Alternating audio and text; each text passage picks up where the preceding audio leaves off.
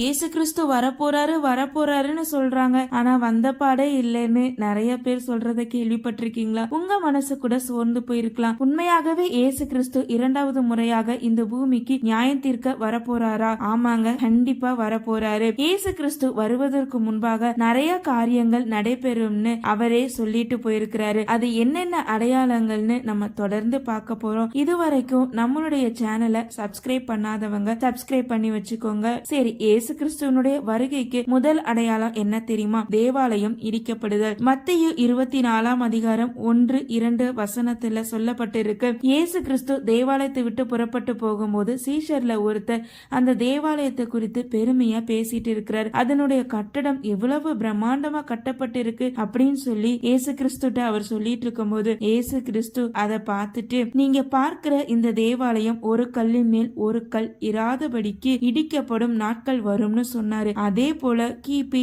70ஆம் நூற்றாண்டுல இது பிரத்யட்சமா நிறைவேறிற்று. ஆகவே முதல் அடையாளம் நிறைவேறிற்று. அடுத்து என்ன அடையாளம்னு அடுத்த வீடியோல பார்க்கலாம்.